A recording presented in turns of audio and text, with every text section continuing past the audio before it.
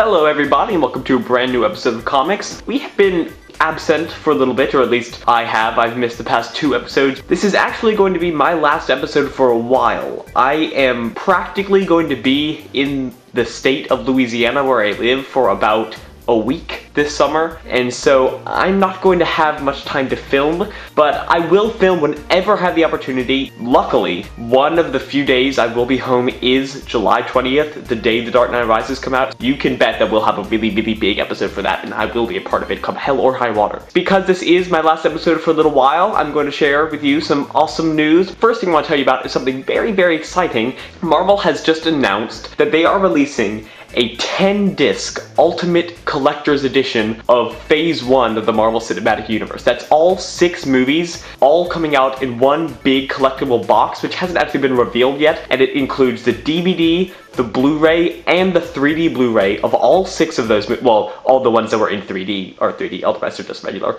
Blu-ray and DVD, as well as extra discs that are just, you know, awesome bonus features. Anyway, it is a little pricey. It's $159, but considering just how much content you're getting and the quality of the content that you're getting, I say that it is a steal. Alright, anyway, moving on. Before I hand you over to Richard, I'm going to give you a little comic book review, The Incredible Hulk number 8. I'm also just gonna kind of be touching on the series in general so far, because it's only 8 issues in. So I did have a lot of high expectations coming into whoever was going to write Incredible Hulk next, and that turned out to be Jason Aaron, who is a writer that I really do enjoy. He got me to enjoy an X-Men book, which is not an easy accomplishment. I cannot believe that this is not a good series. Have you been reading this? It's awful. If you don't know the story, somehow the Hulk, I won't tell you how in case you want to read it, God knows why you want to do that, but somehow Hulk has separated himself from Bruce Banner, completely out of character. Bruce Banner goes absolutely mad. I'm talking full on crazy. He is evil, manipulative, it's completely out of character, and it's not at all like the Bruce Banner we've come to know. The art is awful. There was one page in particular, look at that. That is the Hulk. He's this bald little small green man. He's not the Hulk at all, and the villain in this issue, number 8, is a dog. See that? That's a dog with a gun. I don't like this series. Jason Aaron is ruining one of my favorite characters, and I needed to tell you about it because it needs to stop. Sorry for that I had to go on that little tangent, but I just had to warn you not to go and read this series and to help support the idea of getting maybe a new writer on it. I'm gonna hand it over to Richard now, who has some awesome news for you, as well as the Indie Comics segment. I will see you guys hopefully soon, but mainly you'll be seeing Richard, who is also awesome, but please keep tuning in every week because Richard has got you covered. He's going to be covering all sorts of news, from DC to Marvel to indie comics to movie news to video games to whatever your heart desires. Take it away, Richard. Why? Why? I thought I was just doing DC while he was gone. I didn't think I'd be doing all that stuff. I don't want to do too much work. Yeah, I'm sad that Carter's gone. I'm crying because of that, not because of,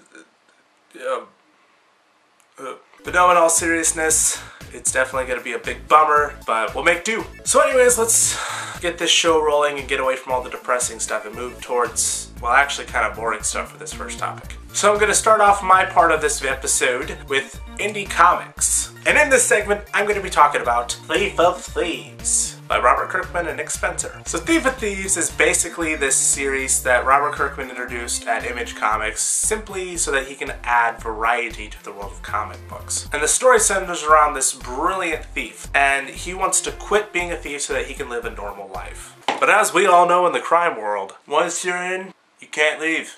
Unless you're in a body bag. That was a terrible Godfather impression. Normally I do better. You know, the series started off strong with the first issue. The first issue was really well written, but the rest of it? What happened?